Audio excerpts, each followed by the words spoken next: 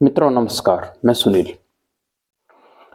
मित्रों, विश्व के सबसे ज्यादा आबादी वाले दो देश हैं, एक तो भारत और एक है चीन। अब आबादी के मामले में भारत आगे निकल गया। हम आपस में दोनों की तुलना करेंगे और हम इस पर चिंतन करेंगे कि भारत को चीन से और चीन को भारत से क्या सीखना चाहिए। विश्व की लगभग 30% से ज्यादा आबादी दो देशों के अंदर बसती है, परंतु अर्थव्यवस्था के मामले में ऐसा नहीं है। अर्थव्यवस्था का माहौल अलग ही है। कुछ चीन का पक्ष में ज्यादा है। चीन की प्रति व्यक्ति आय के हिसाब से करीबन भारत से 2.5 गुना ज्यादा है पीपीपी के हिसाब से, और उसका जीडीपी करीबन भारत से 4.5 गुना ज्यादा है। क्षेत्रफल की दृष्टि से देखा जाए तो 3 गुना ज्यादा चीन का क्षेत्रफल है, यानी संसाधन भी ज्यादा होंगे जब क्षेत्रफल ज्यादा होगा। विकास की जो गति, जो शुरुआत हुई थी, वो दोनों में साथ में हुई थी। भारत 1947 में आजाद हुआ था। 1950 के अंदर चीन के अंदर जो व्यवस्था, शासन व्यवस्था, चीन एक तरह से स्वतंत्र ही मान सकते हो आप, हुआ था, उसका निर्माण हुआ था। परंतु इस समय के दौरान 75 सालों के अंदर, 80 सालों के अंदर, 75 सालों के अंदर चीन भारत से आगे निकल गया और हम चीन से कुछ पीछे रह गए। हाँ, अब भारत की प्रति व्यक्ति आय बढ़ ज्यादा रही है, क्योंकि भारत का जीडीपी की जो ग्रोथ रेट है इस समय करीबन 6.5% है। पूरे विश्व की सबसे तेज रफ्तार से बढ़ने वाले देशों के अंदर भारत शामिल हो गया है। और दूसरे नंबर पर चीन है, भारत से पीछे है, वो 4.5% है। ग्रोथ के मामले में कई देश आगे हैं, जैसे वियतनाम है, बांग्लादेश है, वो भी एक्सपोर्ट करने की तरफ कोशिश कर रहे हैं, तो वो बहुत छोटे देश हैं भारत की तुलना के अंदर। विश्व के अंदर आज ऑल ओवर देखा जाए, जीडीपी के हिसाब से देखा जाए तो भारत से जर्मनी भी आगे है, भारत से जापान भी आगे है, परंतु वो ज्यादा दिन नहीं रह पाएंगे, भारत आगे निकल जाएगा। भारत सही दिशा में बढ़ रहा है, परंतु ये रफ्तार जो भारत ने बनाई है बहुत बाद में बनाई है। बहुत बाद में ये सोचने लगा, आगे बढ़ने लगा। चीन बहुत जल्दी आगे बढ़ गया। इसका क्या कारण था, उस पर हम खोज करेंगे। उन कारणों को देखकर, उन कारणों से हम सीख सकते हैं और वो भारत के अंदर अप्लाई भी कर सकते हैं कि भारत की ग्रोथ रेट और बढ़े। क्योंकि चीन की ग्रोथ रेट एक समय में 20%, 18% प्रति वर्ष तक भी पहुंच चुकी है। वो बहुत ज्यादा रही है विश्व की। इतनी रफ्तार, तेज रफ्तार को किसी देश ने छुआ तक में नहीं। ये अब इतनी तेज रफ्तार होना बहुत बड़ा मायने रखता है। तो 6.5% की रफ्तार जो भारत ने बना रखी है, उसको बनाए रखे, उससे भी ज्यादा 10 के आसपास आंकड़े छुएगा जब भारत विकसित हो पाएगा। ऐसे विकसित नहीं हो पाएगा। यदि कोई उद्योगपति विश्व का कोई भी देश में रह रहा हो, किसी भी देश में रह रहा हो, उसको अपना एक्सपोर्ट वाला बिजनेस करना है, यदि ऐसी इंडस्ट्री लगानी है जिससे एक्सपोर्ट करना है, तो वो देखेगा कि इंडस्ट्री किस देश में लगाई जाए। वो भारत में लगाता है, चीन में लगाता है। क्यों भारत की तुलना में चीन में उसने लगाई पहले, इसके कारण खोजने पड़ेंगे। तो हम देखते हैं कि पहले तो चीन के अंदर शांति थी, भारत की तुलना में किसी प्रकार की अशांति नहीं थी। ये एक फैक्टर हो गया किसी देश के अंदर जाने का। दूसरा, वहां पे परिवहन पर उन्होंने बहुत ज्यादा जोर दिया। इंफ्रास्ट्रक्चर पर शुरुआत से ही कम्युनिस्ट कंट्री थी, उन्होंने जोर दिया। भारत ने इतना नहीं दिया। भारत ने प्रति व्यक्ति, जो भी गरीब आदमी थे, उसको तबके को ऊपर उठाने की कोशिश की कांग्रेस के समय में। इंफ्रास्ट्रक्चर पर जोर नहीं दिया। और कोई भी उद्योगपति लगाता है तो उसे ऐसा सुविधा चाहिए कि वे पूंजी निवेश कर सके उसके अंदर। जो ओपन पॉलिसी है, किसी भी पैक्ट पॉलिसी की, ओपन पॉलिसी किसी देश की स्वतंत्र नीति होनी चाहिए कि आप कोई भी उद्योग को लगा सकते हो और अपना पूंजी का लाभ भी लेके जा सकते हो। यदि आप मार्केट के मामले में ओपन नहीं होगे, खुले नहीं होगे, जब तक आपके देश में कोई दूसरा पूंजी निवेश कर ही नहीं सकता, आप सिर्फ स्थानीय। तो इस मामले में चीन ने कदम 78 में रख दिया, भारत 90 के आसपास है। भारत बहुत पीछे है। उसकी वजह से वहां पे उद्योगपति आने की संभावना ज्यादा थी। दूसरा कि टैक्स के ऊपर है। टैक्स, हम भारत के अंदर कोई भी उद्योगपति इंडस्ट्री लगाता है तो उस पर टैक्स लगता है, तो जब एक्सपोर्ट करता है तो उस पर टैक्स छूट दी जाती है। उन्होंने XZ इस टाइप के बना रखे थे समुद्र के किनारे पर, जब वहां पे आप कोई भी आप इंडस्ट्री लगाओ और एक्सपोर्ट करो। उनको ज़मीन भी उपलब्ध करवाई जाती थी, भारत के अंदर ऐसा नहीं था। करप्शन चीन की तुलना में भारत में कहीं ज़्यादा था। दूसरा कि जब आप ज़मीन भी चाहिए, ज़मीन के साथ में आपको बिजली भी चाहिए, बिजली निर्बाध रूप से मिलेगी जब भी आप उद्योग लगाओगे, नहीं तो आपकी इंडस्ट्री बंद हो जाएगी, फायदा नहीं मिलेगा।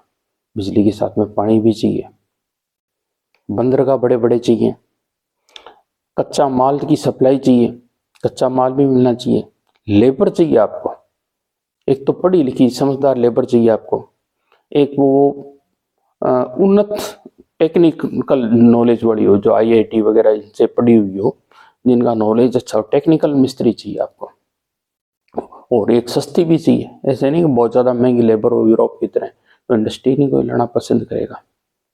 और सबसे बड़ी बात है कि सरकार के अंदर स्थायित्व चाहिए। जैसे भारत के अंदर मान लो चुनाव होता है, वहाँ भी चुनाव होता है, स्थायी सरकार के बिना, शांति के बिना कोई उद्योगपति उसमें पैसा नहीं लगा पाएगा। हाँ, मुनाफा है वो कंपटीशन पर निर्भर करता है। यदि पाकिस्तान में शांति नहीं है तो वहाँ पे उद्योगपति सोचेगा यार इंडस्ट्री में लगा रहा हूँ पाकिस्तान के अंदर, उस पैसे का चाहे उसको 10% ही उसको फायदा मिलता हो तो वो उसकी तरफ ध्यान नहीं देगा। चाइना में 2% मिलता है उसको 10 की बजाय, तो वो स्थायित्व तो समझेगा उसके अंदर। कंपटीशन ज़्यादा होने के बावजूद भी इंडस्ट्री लगाने की कोशिश करेगा। दूसरा, किसी चीज़ का हब बनना, अलग अलग चीज़ों का इंडस्ट्री का, जैसे भारत के अंदर सूरत है, वो साड़ी का डायमंड का हब बन चुका है। इस तरह चीन के अंदर हर धंधे के, हर चीज़ के प्लास्टिक के हब बने हुए हैं। हब बने हुए वहाँ पे आपको हर तरह के मिस्त्री बनाने से लगा के, कच्चे माल से लगा के, हर तरह के इंजीनियर, हर तरह की सुविधा उसके अंदर मिल जाती है। इस तरह की भारत के अंदर नहीं है। एक वहाँ हांगकांग जो एक तरह से खुला देश था, ब्रिटेन के अधीनस्थ था पहले शुरुआत में, तो वो उसके आसपास एरिया बहुत ज़्यादा डेवलप्ड हो गया था। ऐसा कोई भारत के अंदर सिस्टम नहीं था, सिंगापुर हांगकांग की तरह कोई नज़दीकी पॉइंट नहीं था जहाँ से भारत के विकास की शुरुआत हो पाती। और भी बहुत सारे कारण हम खोजने लगे तो कोई अंतहीन सीमा है। दूसरा, वो कम्युनिस्ट देश था, उसने लगभग धर्म को खत्म कर दिया। धार्मिक जो सांप्रदायिक सहवर्द मामला था या सांप्रदायिकता थी, वो भारत के अंदर शुरू से ही खराब कर रही है। भारत का विभाजन भी धर्म के आधार पर हुआ था, हिंदू मुस्लिम के आधार पर, और ये झगड़ा अभी तक भी है। जबकि वहाँ चाइना के नया के अंदर ऐसा कोई नहीं है। उन्होंने चाहे धर्म पे ही बैन कर दिया था शुरुआत में जब कम्युनिस्ट कंट्री थी। इसके अलावा वहाँ पे कोई भी सरकार पॉलिसी डेवलप करती है तो इतना विपक्ष मजबूत नहीं होता, और विपक्ष के द्वारा इतने रोड़े नहीं अटकाए जाते जितने भारत में अटकाए जाते हैं। जमीन के अधिग्रहण की बहुत जरूरत पड़ती है। फैक्ट्रियाँ, सड़कें वगैरह आकाश में नहीं बनती, जमीन पे बनती है। तो वहाँ अधिग्रहण करना भारत की तुलना में कहीं आसान है, क्योंकि भूमि लगभग सरकारी होती थी। ऐसे बहुत सारे रीजन हैं जिनकी वजह से चीन बहुत तेज गति से आगे बढ़ गया और भारत नहीं बढ़ पाया। हालांकि कम्युनिस्ट कंट्री कम परंतु खुली अर्थव्यवस्था की वजह से ज़्यादा बढ़ा। पहले कम्युनिस्ट कंट्री था चीन तो नहीं बढ़ा था, क्योंकि जो कार्ल मार्क्स का सिद्धांत था वो स्वार्थ के उल्टा है। कार्ल मार्क्स ने और तो सब कुछ किया था, उसने पॉलिसी डेवलप की थी, तो जो मनुष्य की सिमन फ्राइड की जो साइकोलॉजी थी उसको नहीं पढ़ा था। आदमी लालची होता है और लालच के अंदर ये चीज़ें काम नहीं देती। परमार्थवादी, आप गरीब आदमी को ऊपर उभारो, उसको कोशिश करो, उसकी सहायता करो, ऐसी नीतियाँ मनुष्य के अंदर आ नहीं पाती। अब हम भारत की बात करते हैं। भारत को इन पॉइंटों को तो सुधारना ही चाहिए जो मैंने बताए। इसके अलावा भारत के माइनस पॉइंट क्या है? माइनस पॉइंट ये है कि एक तो मोदी जी अभी वर्तमान में कोशिश तो पूरी कर रहे हैं, परंतु फिर भी बहुत सारे माइनस पॉइंट है। सबसे बड़ा माइनस पॉइंट है, भारत के अंदर कोई भी व्यापारी आता है तो वो यहाँ की गंदगी देख कर विधक जाता है। भारत में जहाँ भी जाकर देखो, सफाई व्यवस्था के प्रति लोगों की जागरूकता नहीं है। ट्रैफिक बहुत अव्यवस्थित है, हर जगह आपको गंदगी मिलेगी। हम इंफ्रास्ट्रक्चर पर जोर दे रहे हैं, नितिन गडकरी जी के ध्यान में, रेलवे पर भी हम जोर दे रहे हैं, परंतु मैं सड़कों की बात करूं तो इतना सड़कों पे जोर देने के बावजूद भी हमारे जो अभी तक एक्सप्रेस वे बने हैं वो 20,000 किलोमीटर के आसपास बने अभी तक 20,000 किलोमीटर हुए नहीं है। उसकी तुलना में चीन के अंदर करीबन 1,60,000 किलोमीटर लंबे एक्सप्रेस वे नेटवर्क बन चुका है। 4 लाइन तो बहुत लंबा चौड़ा स्ट्रक्चर है। यदि वैसे तो हमारे पास में जो जो है हाईवे का सिस्टम बहुत लंबा चौड़ा है, तो वो उसकी गुणवत्ता जीरो सी है, बहुत ज्यादा टूटी फूटी बढ़िया सड़कें नहीं है, सिर्फ एक्सप्रेसवे और नेशनल हाईवे को छोड़ के। अब आते हैं रेलवे के मामले में। तो रेलवे के मामले में देखा जाए तो भारत के अंदर रेलवे का नेटवर्क भी बहुत बड़ा है, ऐसी बात नहीं है, परंतु चीन के तुलना में देखा जाए तो हम कुछ भी नहीं है। चीन में 40,000 किलोमीटर लंबी तो बुलेट ट्रेनों की जो यानी हाई स्पीड रेलवे कॉरिडोर बन चुकी है, जबकि हम 400 पे अटके बैठे, और 400 की बनी नहीं है, बम्बई से और दिल्ली पड़ी 400 किलोमीटर की लाइन बनने की शुरुआत हुई है। हाँ, एक चीज में हम थोड़े से आगे निकल गए, वो है फ्रेट कॉरिडोर, जो बम्बई से दिल्ली और दिल्ली से कलकत्ता, ये जो फ्रेट कॉरिडोर बन रही है रेलवे की माल ढुलाई के लिए, वो अच्छी बात है। और चीजों की तरफ देखा जाए तो हवाई सुविधा की तो भारत में बहुत बड़ी है, परंतु फिर भी बहुत कमजोर है अभी तक। और इसके अलावा देखा जाए तो इंफ्रास्ट्रक्चर के अंदर जो हार्बर थे, बंदरगाह थे, वो काफी बन रहे हैं। बहुत सारी चीजों के ऊपर भारत सरकार ने ध्यान दिया है और सुधार कर रही है। भ्रष्टाचार भी कमी करने की कोशिश की है कि भ्रष्टाचार कम तो हो, कम से कम। पूंजी निवेश भी बढ़ रहा है, राज्यों के अंदर कंपटीशन बढ़ रहा है शहरों के अंदर, जैसे राजस्थान है, पंजाब है, हरियाणा में आपस में कंपटीशन है कि भाई अपनी इंडस्ट्री को ज्यादा से ज्यादा अपनी तरफ लेके जाओ, जो भी उद्योगपति आ रहा है। सभी प्रवासी सम्मेलन भी करा रहे हैं और भी प्रयत्न कर रहे हैं, परंतु ये सारी चीजें पर्याप्त नहीं है। भारत के अंदर एक तो धर्मांधता वाली बीमारी बड़ी जबरदस्त है।